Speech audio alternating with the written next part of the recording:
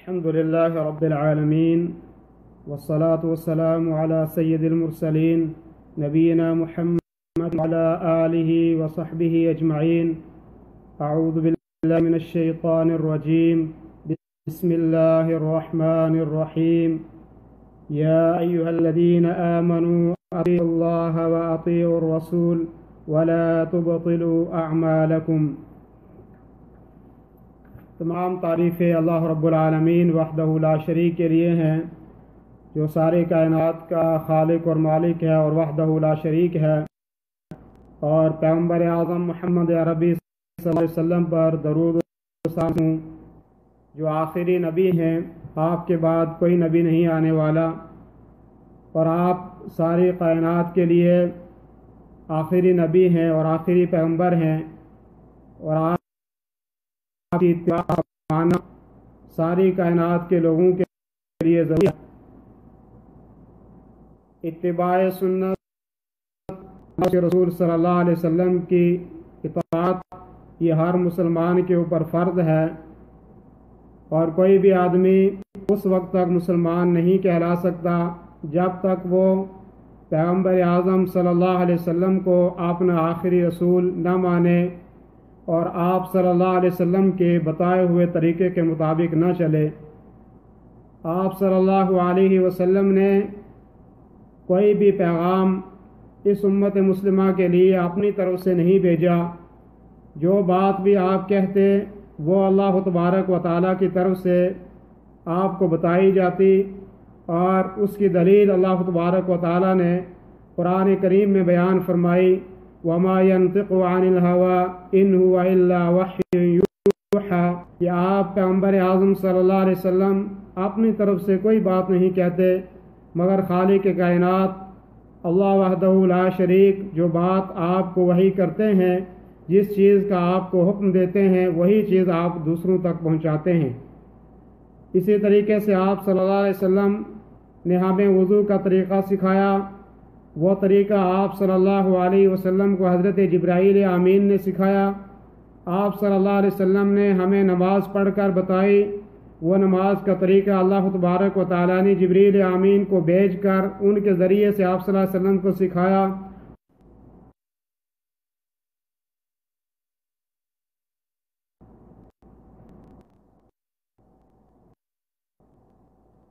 اور بہت مسائل میں ایسے ہیں کہ جن مسائل کو آپ صلی اللہ علیہ وسلم نے اپنی طرف سے بیان نہیں کیا، بلکہ جب تک اللہ تبارک و تعالیٰ آپ کو اس کے متعلق کوئی وحی نہ کرتے آپ اس مسئلے کو لوگوں کو بیان نہیں کرتے تھے۔ ظہار کے مسئلے کے بارے میں آپ صلی اللہ علیہ وسلم سے پوچھا گیا، جس کا تذکرہ 28ویں پارے میں سورہ مجادلہ کی ابتدائی آیات میں ہے۔ جب آپ صلی اللہ علیہ وسلم کو اس کے متعلق پوچھا گیا تو آپ نے فرمایا کہ میں اپنی طرف سے کوئی بات نہیں کہتا جب تک اللہ تبارک و تعالیٰ کوئی حکم نازل نہیں فرماتا۔ تو اللہ تبارک و تعالیٰ نے پھر ظہار کا حکم نازل کیا، اور آپ صلی اللہ علیہ وسلم نے پھر لوگوں کے سامنے اس کو بیان کیا۔ اسی طریقے سے اللہ تبارک و تعالیٰ کے رسول صلی اللہ علیہ وسلم سے روح کے متعلق سوال کیا گیا، تو آپ صلی اللہ علیہ وسلم نے اس کا جواب اللہ تبارک و تعالیٰ کی طرف سے وحی آنے کے بعد دیا۔ اسی طریقے سے ایک مرتبہ میراث کا ایک مسئلہ آیا، اور آپ صلی اللہ علیہ وسلم نے اس میں بھی وحی کا انتظار کیا، اور اس کے بعد اس مسئلے کو لوگوں کے سامنے بیان کیا۔ اسی طریقے سے ایک مسئلہ آیا کہ اگر کوئی آدمی اپنی بیوی کو کسی غیر مرد کے ساتھ دیکھتا ہے تو ایسی صورت میں اس کے ساتھ کیا معاملہ کرے، تو اللہ کے رسول صلی اللہ علیہ وسلم نے اس مسئلے میں بھی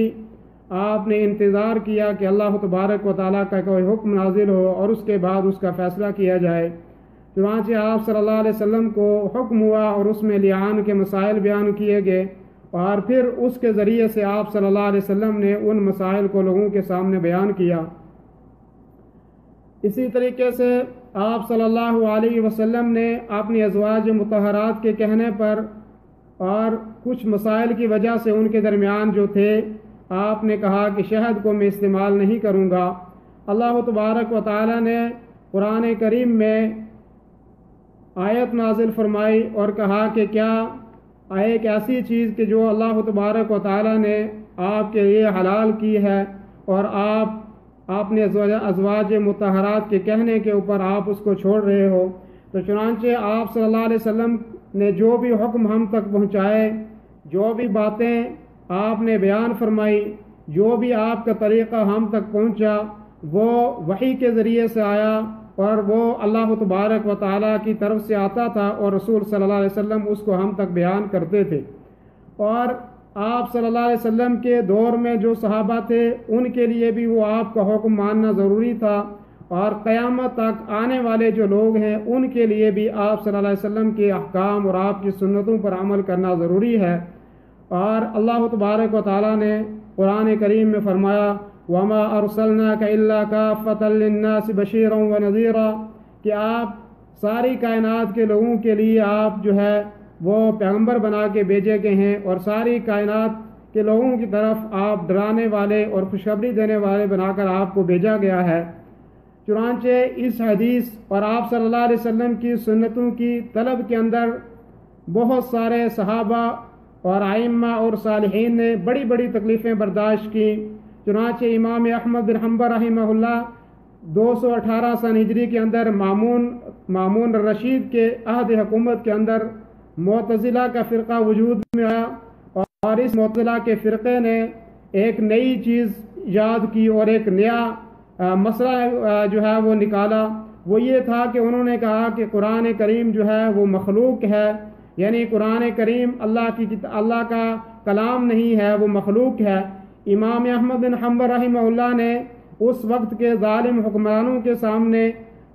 آپ نے ان کا رد کیا، اور آپ اس کا جو ہے اللہ کی کتاب کا دفاع کرتے رہے، اور یہاں تک کہ جب آپ کو جیل کے اندر قید کیا گیا اور جب جلاد آپ کو کوڑے مارتے اور اس کے بعد کہتے کہ کیا آپ اپنے فیصلے سے آپ نے رجوع کیا ہے اور آپ کیا اس چیز کے قائل ہو کہ قرآن جو ہے وہ مخلوق ہے، تو امام احمد بن حنبل یہ فرماتے تھے اعطونی شیئا من کتاب اللہ و سنت رسولی حتی اقول بہ، کہ اگر آپ یہ کہتے ہو کہ میں یہ کہوں کہ قرآن اللہ کا کلام نہیں ہے، قرآن مخلوق ہے، تو پھر یہ بات مجھ سے کہلوانے کے لیے اعطونی شیئا من کتاب اللہ و سنت رسولی، کہ مجھے کوئی اللہ کی کتاب میں سے کوئی فرمان اس کے بارے میں دکھاؤ، یا پیغمبر اعظم صلی اللہ علیہ وسلم کی سنتوں میں سے مجھے کوئی عمل دکھاؤ، حتی اقول بہ، یہاں تک کہ میں اس بات کو کہوں۔ اگر آپ قرآن و سنت سے کوئی بات مجھے ثابت نہیں کر کے دکھا سکتے تو میں اس چیز پہ قائم ہوں کہ قرآن اللہ کی کتاب ہے اور اس کو میں مخلوق کہنے کے لیے تیار نہیں ہوں۔ چنانچہ امام احمد بن حنبل رحمہ اللہ نے اس وقت کے ظالم اور معتزلی لوگوں سے مقابلہ کیا، اور آپ اپنی بات پر اس لیے قائم رہے کہ ان کے پاس قرآن کو مخلوق کہنے کے لیے کتاب اللہ اور سنت رسول میں کوئی دلیل نہیں تھی۔ یہ وہ لوگ تھے کہ جنہوں نے اتباع سنت کے لیے پیغمبر اعظم صلی اللہ علیہ وسلم کے فرمان کے لیے اپنے جسم کے اوپر کوڑے کھائے، آپ نے آپ کو جیلوں کے لیے قید کرنے کو جیلوں کے اندر آپ نے آپ کو قید کرنا تسلیم کیا، آپ نے اوپر ظلم و تشدد سارا کچھ برداشت کیا، لیکن ایک ایسی بات کرنے کے لیے وہ تیار نہیں ہوئے کہ جس کی ان کو اللہ اور اس کا رسول اجازت نہیں دیتا تھا۔ چنانچہ بہت سارے لوگ ایسے ہیں کہ جو قرآن و سنت سے دور ہیں، اور جب آدمی قرآن و سنت سے دور ہوتا ہے، جب اللہ اور اس کے رسول صلی اللہ علیہ وسلم کے طریقے سے دور ہوتا ہے، تو وہاں بہت ساری بدعات کا وجود آتا ہے، اور یہی وجہ ہے کہ لوگوں میں ایسے بہت سارے عقیدوں کا وجود ہوا کہ جو اللہ اور اس کے رسول کے طریقے کے مطابق نہیں تھے۔ وحدت الوجود کا عقیدہ قائم ہوا، وحدت الشہود کا عقیدہ قائم ہوا، حلول کا عقیدہ قائم ہوا، تصور شیخ کے اپنے ذہن کے اندر شیخ کا تصور کیا جائے، جو اپنا پیر ہے اس کا جو ہے تصور لایا جائے، یا شیخ کی اطاعت کا تصور لایا جائے، یا مقام ولایت کو جو ہے وہ تسلیم کیا جائے، یا جو ہے کائنات میں ایسے لوگ ہیں کہ جو کائنات میں تصرف کر سکتے ہیں جن کے پاس قرآن و سنت کی کوئی دلیل نہیں ہوتی، اس کے باوجود بھی کہتے ہیں کہ یہ کائنات میں تصور کر سکتے ہیں۔ وسیلے کا مسئلہ اٹھا، علم غیب کے مسائل پیدا ہوئے، روحوں کی حاضری کے مسائل پیدا ہوئے، رسم فاتحہ کے مسائل شروع ہوئے، 40ویں قائم ہوئے، عرس قائم ہوئے، محفل میلاد قائم ہوئی، یہ وہ ساری چیزیں تھیں کہ جو اس لیے قائم ہوئی کہ لوگ قرآن و سنت سے دور تھے، اور ان چیزوں کا وجود وہیں پہ قائم ہوتا ہے جہاں اللہ اور اس کے رسول صلی اللہ علیہ وسلم کا طریقہ ان کے پاس موجود نہیں ہوتا ہے۔ ایسا کام وہی لوگ کرتے ہیں جن کے پاس اللہ اور اس کے رسول صلی اللہ علیہ وسلم کے فرمان سے کوئی دلیل ان کے پاس موجود نہیں ہوتی ہے، اور یہی وجہ تھی کہ لوگ شخصیات کے تعصب کے اندر بہہ پڑے، اور جب وہ سنت سے دور ہوئے تو لوگ شخصیات کے تعصب میں بڑھ گئے، اور کہیں مسلک کا تعصب قائم ہو گیا، کہیں جماعت اور پارٹیوں کا تعصب قائم ہو گیا، کہیں زبانوں کا تعصب قائم ہو گیا، کہیں رسم و رواج کے تعصب قائم ہو گئے، کہیں رنگ و نسل کے تعصب قائم ہوئے، کہیں علاقائی تعصب قائم ہوئے، کہیں حب الوطنی کے تعصب قائم ہوئے، اور یہ ساری وہ چیزیں تھی کہ جو قرآن و سنت سے ہٹنے کی وجہ سے تھی، جو اطاعت رسول کے نہ ہونے کی وجہ سے تھی، اور یہی وجہ ہے کہ امام سنت کو حاصل کرنے کے لیے ائمہ نے اور تابعین نے بہت بڑی بڑی قربانیاں دی کہ انہوں نے آپ صلی اللہ علیہ وسلم کی حدیثوں کا علم سیکھا، اپنی جانوں کی قربانیاں بھی دی، آپ نے مال کی قربانیاں بھی دی۔ چنانچہ امام مالک رحمۃ اللہ کے علیہ کے استاذ ربیعہ کے بارے میں آتا ہے کہ انہوں نے اپنی ساری چیزیں جو ہے اس لیے بیچ دیں، اور یہاں تک آتا ہے کہ انہوں نے اپنے چھت کی جو کڑیاں تھیں وہ بھی بیچ ڈالیں، اس لیے کہ علم حدیث کی تلاش میں، علم حدیث کی جستجو کے اندر انہوں نے اپنا سارا مال ضائع کیا، سارا مال جو ہے وہ اللہ کی راہ میں لگایا اور علم حدیث کو سیکھنے کے اندر لگایا، اور یہاں تک کہ آپ نے اپنے چھت کی جو کڑیاں تھیں، جو لکڑیاں تھیں، وہ بھی آپ نے بیچ کر علم حدیث حاصل کرنے کے اندر جو ہے وہ لگائیں۔ جو ساتھی دیکھ رہے ہیں اللہ جزائے خیر دے، ضرور شیئر کریں، آپ نے ضرور ساتھیوں سے ضرور اس کو شیئر کریں۔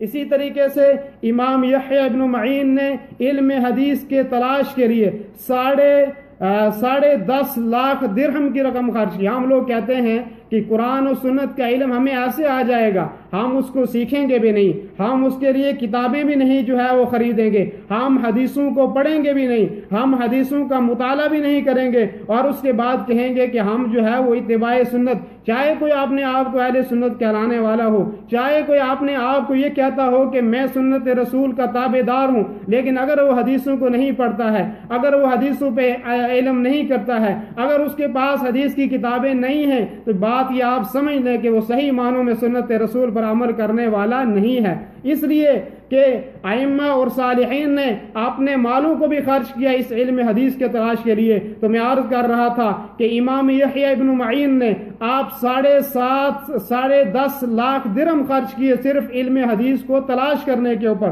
صرف علم حدیث کو حاصل کرنے کے لیے جو ہے اتنی ساری رقم جو ہے وہ انہوں نے خرچ کی، اور یہاں تک روایات میں آتا ہے کہ انہوں نے اپنے پاؤں کے جوتے بھی بیچ ڈالے، اور وہ ننگے پاؤں جو ہے وہ چل کے جو ہے علم حدیث تلاش کرتے تھے۔ اسی طریقے سے علی ابن عاصم واسطی کے بارے میں آتا ہے کہ انہوں نے 1 لاکھ درہم اس لیے خرچ کیے کہ میں علم حدیث کو حاصل کروں، میں علم حدیث کو تلاش کروں، اور ایک بڑی رقم انہوں نے آپ نے اس لیے لگائی کہ وہ علم حدیث کو تلاش کر سکیں۔ امام ذہبی بہت بڑے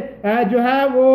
حدیث کے عالم ہیں، اور بہت ساری کتابیں انہوں نے لکھی ہیں، وہ کہتے ہیں کہ 1.5 لاکھ درہم میں نے اس لیے خرچ کیے کہ میں علم حدیث کو تلاش کروں۔ علم حدیث کے تلاش کرنے کے بارے میں، علم حدیث کو حاصل کرنے کے لیے امام ذہبی کہتے ہیں کہ میں نے 1.5 لاکھ درہم خرچ کیے، اور اسی طریقے سے ابن رستم نے کہا کہ میں نے 3 لاکھ جو ہے درہم اس لیے خرچ کیے کہ میں علم حدیث کو حاصل کر سکوں۔ ہشام ابن عبداللہ کے بارے میں آتا ہے کہ انہوں نے 7 لاکھ درہم کی رقم اس لیے خرچ کی کہ میں علم حدیث کو تلاش کروں، میں علم حدیث کو حاصل کروں، اور علم حدیث کے سیکھنے کے لیے انہوں نے جو ہے 7 لاکھ درہم جو ہے وہ کیے۔ اور امام بخاری رحمۃ اللہ علیہ کے بارے میں لکھا ہے، ان کے کلاس کے ساتھی نے عمر ابن حفص نے لکھا ہے امام بخاری رحمۃ اللہ علیہ کے بارے میں کہ جب امام بخاری رحمۃ اللہ علیہ کوفہ کے اندر علم حدیث تلاش کرتے تھے، علم حدیث کو سیکھتے تھے، اور ایک ایسا وقت آیا کہ آپ جو ہے بہت دنوں کلاس میں حاضر ہوئے جب ان کے ساتھیوں نے جستجو کو کرنی شروع کی، اور ان کے ساتھیوں میں عمر ابن حفص نے جو ہے اور اپنے ساتھیوں کو لے کے ان کے گھر میں پہنچے، اور جب ان کے گھر کے اندر پہنچے تو دیکھا کہ امام بخاری رحمت اللہ علیہ ایک جو ہے ایسے کمرے کے اندر بیٹھے ہوئے ہیں جو تاریک زدہ ہے، اور جب ان سے پوچھا گیا کہ آپ علم حدیث کے تلاش کے سلسلے میں آپ درس حدیث سے کیوں غائب ہیں، تو انہوں نے کہا میں اس لیے غائب ہوں کہ میرے پاس جو زاد و راحلہ تھا، جو کھانے پینے کی اشیاء تھی وہ بھی ختم ہو گئی، اور جو میرے کپڑے پہننے کے تھے وہ بھی ختم ہو گئے۔ چنانچہ عمر بن حفص لکھتے ہیں کہ ہم نے اپنے ساتھیوں میں چندہ کر کے رقم جمع کر کے امام بخاری رحمۃ اللہ علیہ کے لیے کپڑے خریدے اور ان کے کھانے پینے کا انتظام کیا تاکہ وہ علم حدیث تلاش کرنے کے لیے وہ ہماری کلاس کے اندر جمع ہو سکے اور وہ ہماری کلاس کے اندر حاضر ہو سکے۔ اور امام بخاری رحمۃ اللہ علیہ ایک عظیم محدث ہیں، اور آپ نے دیکھا ہوگا انہوں نے اتنی تکلیفیں برداشت کی علم حدیث کے بارے میں، کبھی شام و عراق کا سفر کیا، کبھی جو ہے مکہ کا سفر کیا، کبھی مدینے کا سفر کیا، اور آتا ہے کہ یہاں تک امام بخاری رحمۃ اللہ علیہ کی آنکھوں کی بینائی جو ہے وہ چلی گئی جو ہے سردی اور گرمی میں سفر کرنے کی وجہ سے۔ اور یہاں تک آتا ہے امام بخاری رحمۃ اللہ علیہ کے بارے میں کہ آپ نے